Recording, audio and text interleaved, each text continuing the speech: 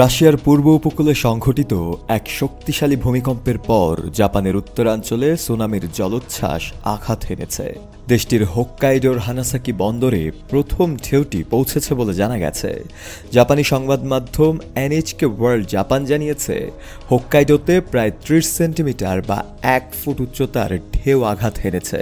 এছাড়া জাপানের অন্যান্য উপকূলীয় এলাকাগুলোতেও সুনামি সতর্কতা জারি রয়েছে। জাপানের আবহাওয়া সংস্থা জানায়, প্রশান্ত মহাসাগরীয় উপকূলবর্তী অঞ্চলগুলো বিশেষভাবে বিপর্যস্ত।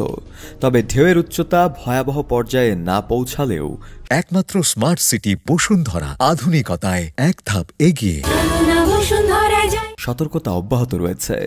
দেশটির চিফ ক্যাবিনেট সেক্রেটারি ইয়োশিমাসা হায়াসি জানান, এখন পর্যন্ত কোনো হতাহত বা ক্ষয়ক্ষতির খবর পাওয়া যায়নি। এর আগে জাপানের আবহাওয়া সংস্থা সতর্কবার্তা দিয়ে জানায়, হোক্কাইডোর উত্তরাঞ্চল সহ জাপানের কিছু এলাকায় বুধবার স্থানীয় সময় সকাল 10টা থেকে শুরু করে 3 মিটার যা প্রায় 9.8 ফুট উচ্চতার সুনামি আঘাত হানতে পারে। এই ঢেউ ধীরে ধীরে দক্ষিণের দিকেও বিস্তার লাভ করতে পারে বলে আশঙ্কা করা হচ্ছে। অন্যদিকে স্থানীয় সময় সকাল 8:25 রাশিয়ার পূর্ব উপকূলে একটি ভয়াবহ ভূমিকম্প অনুভূত হয়। মার্কিন ভূতাত্ত্বিক জরিপ সংস্থা ইউএসজিএস প্রথমে ভূমিকম্পের মাত্রা রিখটার স্কেলে 8 বলে জানালেও পরে তা সংশোধন করে 8.8 করা হয়, যা প্রায় 9-এর কাছাকাছি।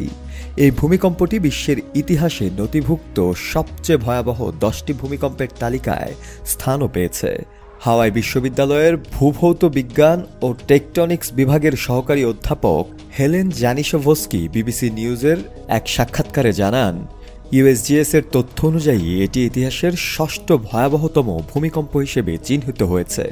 2010 সালে চিলির বায়বীয় অঞ্চল এবং 1906 সালে ইকুয়েডরের এসমেরালদাসে সংঘটিত সমমাত্রার ভূমিকম্পের সঙ্গে এটি একই পর্যায়ে অবস্থান করছে। শফেল মাওলা, কালের কণ্ঠ।